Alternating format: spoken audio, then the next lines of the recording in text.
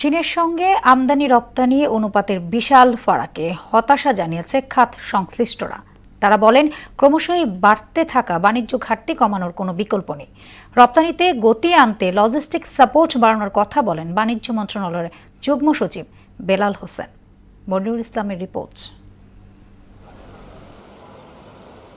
দেশের আমদানি খাতে চীন নির্ভরতা ক্রমশই বাড়ছে, কিন্তু বাড়ছে না রপ্তানির হার। আর চীনের সঙ্গে বাণিজ্য সম্পর্কে বড় অংশীদার ই কমার্স খাত।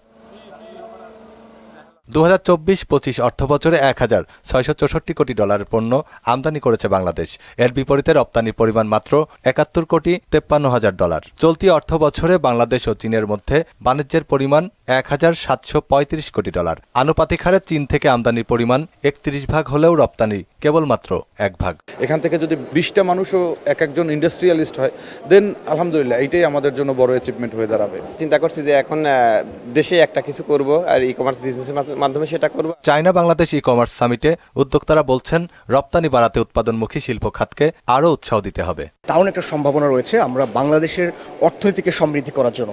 আমরা বাংলাদেশের যে লোকাল প্রোডাক্টগুলো আছে এগুলো যদি আমরা বিদেশে চীন সহ পৃথিবীর অন্যান্য দেশগুলোতে এক্সপোর্ট করতে পারি, দারুণ বৈদেশিক মুদ্রা আমাদের বাংলাদেশে নিয়ে আসার সুযোগ রয়েছে। বাণিজ্য বাড়াতে লজিস্টিক সাপোর্টের প্রয়োজনীয়তা তুলে ধরেন বাণিজ্য মন্ত্রণালয়ের প্রতিনিধি। আমাদের যে কয়টি বন্দর আছে, বিশেষ করে চট্টগ্রাম, মংলা, পায়রা বন্দর উন্নয়ন, রেল সড়ক সংযোগ আধুনিকরণ এবং আপেক্ষিক করিডোর সমন্বয়ের মাধ্যমে বাংলাদেশের লজিস্টিক নেক্সাস হিসেবে আত্মপ্রকাশ করতে পারছে এই চীনেরই সহযোগিতায়। চীনের সেই বেল্ট অ্যান্ড রোড ইনিশিয়েটিভ এই ক্ষেত্রে বাংলাদেশকে গুরুত্বপূর্ণ ভূমিকায় উন্নীত করতে পারে।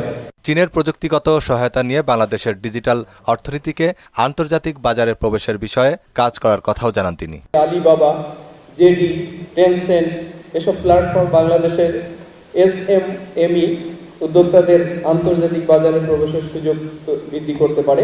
মনিরুল ইসলাম, মোহনা সংবাদ, ঢাকা।